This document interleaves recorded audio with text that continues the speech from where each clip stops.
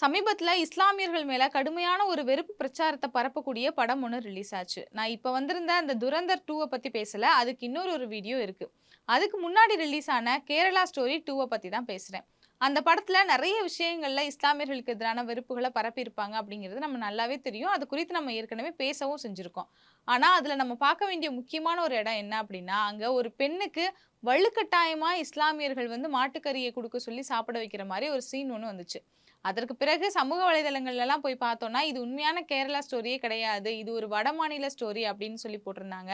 நெறைய பேரு வெறும் பீஃப மட்டும் குடுத்துட்டு பரோட்டா குடுக்காம விட்டது தான் வந்து மிகப்பெரிய தப்பு அப்படின்னு சொல்லியிருந்தாங்க. வெறும் பரோட்டாவ குடுத்துட்டு பீஃப மட்டும் குடுக்காம இருந்தா தான் அது மிகப்பெரிய ஒரு குற்றம் இப்படின்ற மாதிரி ட்ரோல் பண்ணியெல்லாம் நெறைய கமெண்ட்ஸ் போடுறத நம்ம பார்த்திருப்போம். பியூ நிறுவனத்தினுடைய ஆராய்ச்சி முடிவுகளின்படி பார்த்தோம்னா, ஒரு அறையில 100 இந்துக்கள அடைச்சு வச்சிருந்தோம்னா, அதுல 56% பேரு அசைவம் உண்ணக்கூடியவர்களா தான் இருக்காங்க அப்படின்னு சொல்லியிருக்காங்க. அது மட்டும் இல்லாம 49% பிராமணர்களே அசைவம் உண்ணக்கூடியவர்களா இருக்காங்க அப்படிங்கிறதையும் அதுல சொல்லியிருக்காங்க. உண்மையாவே அசைவமே சாப்பிடாதவங்க தான் உண்மையான ஹிந்துக்கள் அப்படின்னு யார் சொன்னது? இந்த மாட்டிறைச்சி அப்படிங்கிற விஷயம் ஏன் இவ்வளவு பெரிய பிரச்சனையா மாறுச்சு அப்படிங்கிறதுக்கான பதில் எல்லாமே 100 ஆண்டு கால பழமையான வேதங்களுக்குள்ளேயே மறைஞ்சிருக்கு.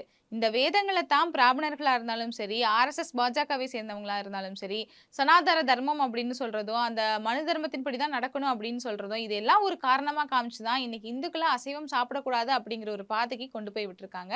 இன்னைக்கு கோடிக்கணக்கான இந்து மக்களும் வந்து சில நாட்கள்ல அசைவம் சாப்பிடாதவங்களாகவும் இருக்கவும் செய்றாங்க.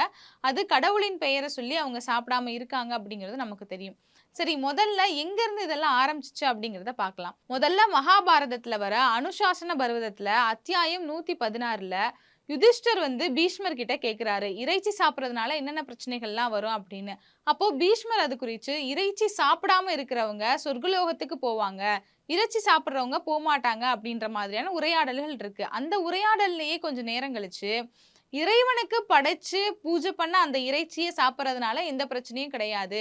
அப்படி கடவுளுக்கு படைக்காத இறைச்சிய சாப்பிடுறதுனால நெறைய தீங்குகள் இருக்கு. அது ஒரு பாவம் அப்படிங்கிற மாதிரி அதிலேயே அவர் சொல்லியிருக்காரு. அப்ப இதிலிருந்து என்ன தெரிய வருது? இறைச்சி சாப்பிடுறது பிரச்சனை கிடையாது. கடவுளுக்கு படைக்காத இறைச்சிய சாப்பிடுறது தான் பிரச்சனை அப்படின்னு அந்த காலத்துல ஒரு கூற்று இருந்திருக்கு. மக்களும் அப்படி இருந்திருக்காங்கன்றது நமக்கு தெரிய வருது. இதே முரண்பாடு வந்து இந்த வியாச பாரதத்திலயும் இருக்கு. அதுல என்ன சொல்லியிருக்காங்க அப்படின்னா, ஒரு பிராமணரா இருக்கக்கூடியவங்க தெய்வத்துக்கு பூஜை பண்ண இறைச்சிய மட்டும் தான் சாப்பிடணும். அப்படி பூஜை பண்ணாத விலைக்கு வாங்கின இறைச்சிய சாப்பிட்டா அது மிகப்பெரிய பாவம் அப்படின்னு சொல்லியிருக்காங்க. அதே மாதிரி சத்திரியர்களா இருக்கக்கூடியவங்க தெய்வத்துக்கும் முன்னோர்களுக்கும் படைச்சு பூஜை பண்ண அந்த இறைச்சிகள சாப்பிடலாம். அதனால எந்த பிரச்சனையும் கிடையாது. அப்படிப்பட்ட இறைச்சிகள தான் சாப்பிடணும் அப்படின்னு அதுலயும் குடுத்திருக்காங்க. ராமாயணத்திலேயே பல இடங்கள்ல ராமனும், லட்சுமணனும் இறைச்சிகள் சாப்பிட்டுருக்காங்க. காட்டுப்பன்றிகள வேட்டையாடி சாப்பிட்டுருக்காங்க அப்படிங்கிற கதைகள்லாம் இருக்கு. ஒரு இடத்துல ஹனுமன் சீதை கிட்ட சொல்லும்போது, ராமர் இப்போ இறைச்சி சாப்பிடுறதும் கிடையாது, மதுவும் எடுத்துக்கிறது கிடையாது அப்படின்னு சொல்லியிருக்காரு. இப்ப அத செய்யல அப்படின்னா, அப்ப அத செஞ்சிருக்காருன்னு தானே அர்த்தம். இப்படி ராமாயணத்திலயுமே ராமரும், சீதையும் இவங்க எல்லாருமே இறைச்சி சாப்பிட்டதுக்கான நெறைய கதைகள் அதுல குடுத்திருக்காங்க. இந்த ராமாயணம், மகாபாரதம் போன்ற புராணங்கள் எல்லாம் ஒரு கற்பனை கதையா இருந்தாலும் கூட, அந்த காலகட்டத்துல இதெல்லாம் நடைமுறையில இருந்ததுனால தான் அவங்க அத எழுதவும் செஞ்சிருக்காங்க. இதே மாதிரி பிராமணர்களினுடைய ஒரு மிகப்பெரிய ஒரு புனித வேதமா கருதப்படுறது மனுஸ்மிருதி. அந்த மனுஸ்மிருதியில 5வது பாகம் 27வது ஸ்லோகத்துல என்ன சொல்லியிருக்காங்க அப்படின்னா, பிராமணர்கள் பூஜை செஞ்ச இறைச்சிய சாப்பிடலாம் அப்படின்னு தான் அதுலயும் சொல்லியிருக்காங்க. விலைக்கு வாங்கின இறைச்சிய தான் சாப்பிடக்கூடாது அப்படிங்கிறதையும் அதுல குறிப்பிட்டிருக்காங்க. அதுல இன்னொன்னு தெளிவா என்ன குடுத்திருக்காங்க அப்படின்னா, பிராமணர்கள் மந்திரத்தால புனிதப்படுத்தப்பட்ட இறைச்சிய மட்டும் தான் உண்ணணும் அப்படிங்கிறதையும் குடுத்திருக்காங்க. அன்னைக்கு பிராமணர்களினுடைய வாழ்க்கையில இந்த இறைச்சி அப்படிங்கிறது ஒரு பங்கா தான் இருந்திருக்கு அப்படிங்கிறது நமக்கு தெரிய வருது. இன்னைக்கும் கூட பல பிராமணர்கள் இறைச்சி சாப்பிடக்கூடியவர்களா தான் இருக்காங்க. புராணங்கள்ல இன்னொரு ஒரு விஷயத்தையும் சொல்லுவாங்க. நம்ம ஏற்கனவே அத படிச்சிருப்போம். என்ன அப்படின்னா, பொதுவா பிராமணர்கள் யாகங்கள் செய்றதுக்கு எங்கெல்லாம் போறாங்களோ, அந்த நாட்டினுடைய ராஜாக்கள், அதாவது சத்திரியர்கள்னு சொல்லக்கூடியவங்க, மாடுகள பலி கொடுத்து அத அவங்களுக்கு பரிசு பொருளா வழங்கணும், தானமா வழங்கணும் மாட்டிறைச்சிய அப்படின்னு சொல்லியிருப்பாங்க. அதிலிருந்து நமக்கு என்ன தெரிய வருதுன்னா, பிராமணர்கள் மாட்டிறைச்சியும் உண்டிருக்காங்க அப்படிங்கிறது நமக்கு தெரிய வருது. இப்படி இவங்க நம்பக்கூடிய இந்த வேதங்கள்லயே இறைச்சி உண்றது சாதாரண விஷயம் தான் அப்படின்னும், புனிதப்படுத்தப்பட்ட இறைச்சிய உண்ணலாம் அப்படின்னு தான் குடுத்திருக்காங்க. அந்த காலகட்டத்துல பிராமணர்களும் இறைச்சி உண்டிருக்காங்க. குறிப்பா மாட்டிறைச்சிய சாப்பிட்டுருக்காங்க இருக்காங்க அப்படிங்கிறதும் அவங்க நம்பக்கூடிய அந்த புனித நூல்கள்ல இருந்தே நமக்கு தெள்ளத் தெளிவா தெரிய வருது.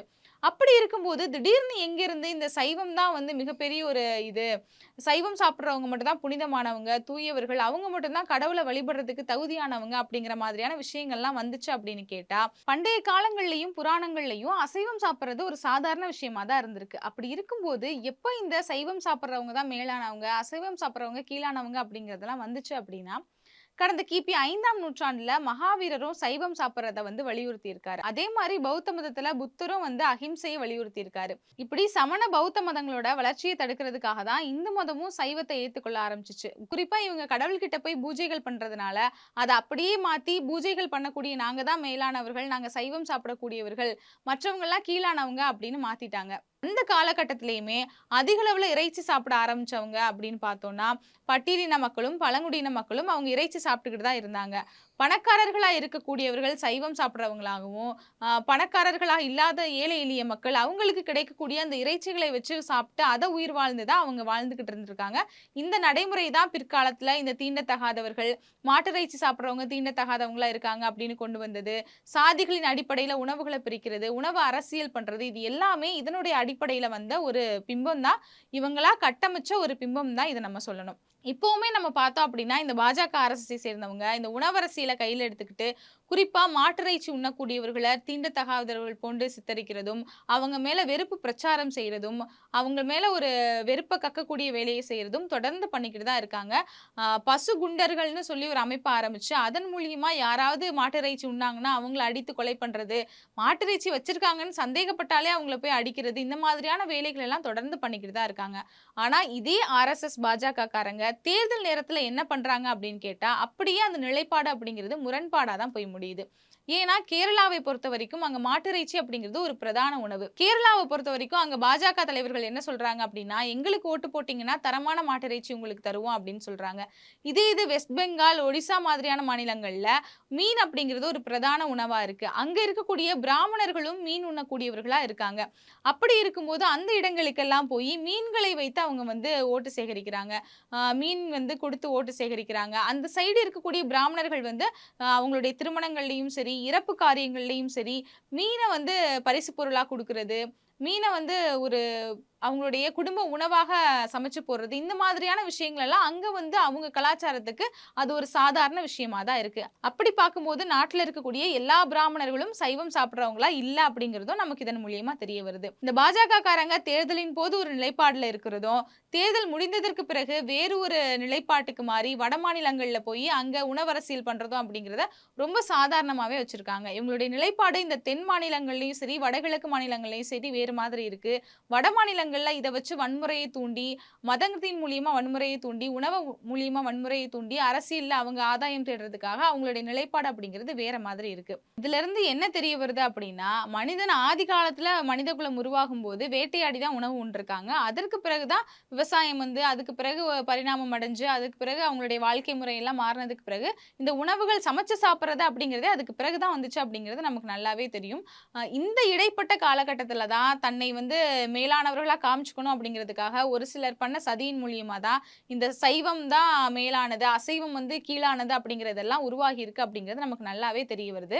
ஒருத்தவங்க அசைவம் சாப்பிடணுமா, சைவம் சாப்பிடணுமா அப்படிங்கிறது அவங்களுடைய தனிப்பட்ட ஒரு விருப்பம் அப்படின்னே சொல்லலாம். இப்போ உடல்நலத்தில ஏதாவது பிரச்சனை நிச்சயமா அவங்க சைவம் தான் சாப்பிட்டாகணும் அப்படின்னா, அவங்க நிச்சயமா சைவம் சாப்பிடலாம். அது அவங்களுடைய ஒரு தனிப்பட்ட விருப்பம்னே சொல்லலாம். அப்படி இருக்கும்போது இது ஒரு மதம் சார்ந்த விஷயமாகவோ, இப்படி சைவம் சாப்பிடலன்னா மதமே கெட்டு போயிரும். அசைவம் சாப்பிடுறவங்க வந்து இந்த மதத்துக்கு எதிரானவங்க அப்படின்னு காட்டுறதோ, நிச்சயமா இது எதுவுமே ஏற்றுக்கொள்ள முடியாத ஒரு விஷயம் தான். பொதுவாவே இந்த ஆர்எஸ்எஸ், பாஜக மாதிரியான ஆட்கள் எடுக்கக்கூடிய இந்த கேரளா ஸ்டோரியா இருக்கட்டும், கேரளா ஸ்டோரி 2ஆ இருக்கட்டும், துரந்தர் படமா இருக்கட்டும், துரந்தர் 2ஆ இருக்கட்டும், இந்த மாதிரியான வெறுப்பு பிரச்சாரத்தை செய்யக்கூடிய படங்கள், இந்து மதத்தினுடைய உண்மையான நிலை என்னவா இருந்துச்சு அந்த காலகட்டத்திலயும் சரி, இப்ப எப்படி இருக்கு? மக்கள் எப்படி வாழ்றாங்க? அவங்களுடைய நடைமுறையான வாழ்க்கை எப்படி இருக்கு? அப்படிங்கிறதெல்லாம் காட்டப் போறதே கிடையாது. மாறா அவங்களுக்கு தேவையான அந்த வெறுப்பு பிரச்சாரத்த மட்டும் தான் தொடர்ந்து காமிச்சுக்கிட்டு இருக்காங்க. ஆனா மக்களாகிய நம்ம என்ன பண்ணணும் அப்படின்னா, உண்மையான நிலைமை என்னவோ அத மட்டும் எடுத்துக்கிட்டு, இந்த மாதிரியான வெறுப்புக்கு எப்பவுமே இடம் குடுக்காம இருக்கணும்.